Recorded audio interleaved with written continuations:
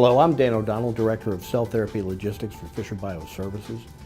One of the greatest challenges in maintaining the integrity of cell therapy product is maintaining temperature. Cell therapy products exist in a hostile environment. It's not the cryogenic environment in which we maintain them. It's the ambient environment in which we all exist.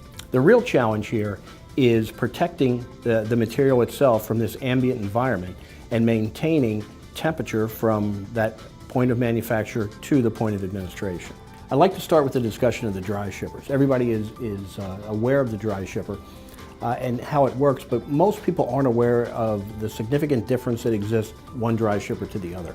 And I don't simply mean different models or different sizes or even different lots. Within a single lot of dry shippers, we find significant variations, sometimes as much as 30 to 40% out of the box from a perspective of static hold time.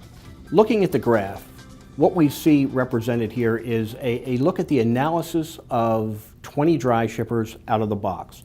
We're looking specifically at static hold time. As you can see, even brand new units, same manufacturer, same lot, have significant variations in their average hold time. The second set of bars that you see are the same dry shippers, but at this time we've added the data loggers. The data loggers include a probe set, and that probe set acts as a heat wick. So you can see it has a significant impact on the overall hold times of all of the shippers, but again, it's not a uniform effect.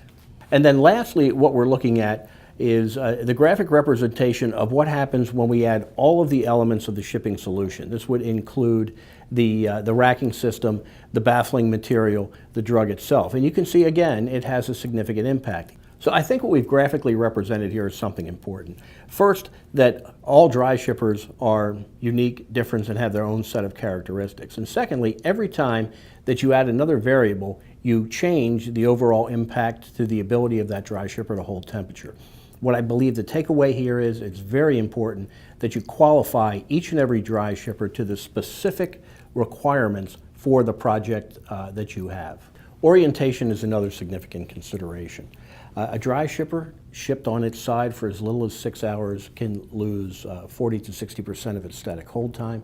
If it's inverted for 6 hours, it can lose upwards of 90% of its hold time. While it's impossible to track these shipments to determine exactly what the orientation is, it is important that we understand how orientation changes affect an individual dry shipper. Another issue that you'll face with dry shippers, particularly over time, is the actual deterioration of the dry shipper. This occurs in two ways.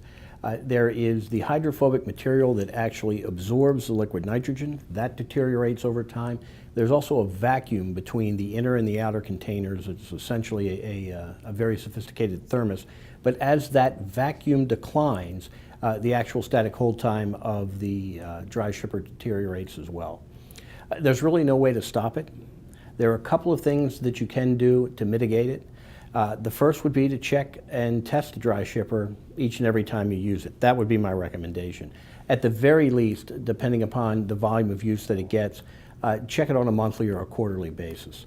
The other thing you want to do is have a visual inspection each time the dry shipper comes back to make sure that there's been no obvious damage. If you ever see anything that appears to be surface damage on the dry shipper, test it immediately. It's the only way to really tell if it will be able to maintain temperature during the next trip. There are a number of different methods for testing the dry shipper itself. Some are very sophisticated, but some are actually quite simple and very effective. At the very least, I think what you would like to do is fill the dry shipper with a known amount of liquid and weigh it. Then wait 24 or 48 hours and weigh it again. This is going to give you the basic evaporation rate of the shipper itself. By saving that data, what you'll begin to see is a pattern, which is essentially the deterioration rate of the dry shipper itself, and allow you to project into time when you have to begin to think seriously about changing out that dry shipper. The other is to give it once a visual inspection is made. If you see any kind of surface damage, it's important that you test it right away.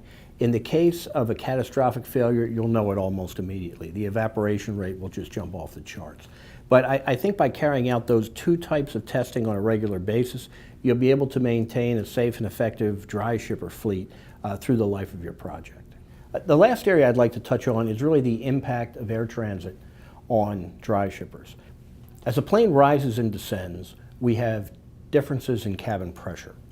These differences in pressure can lead to the aspiration of ambient air into the dry shipper.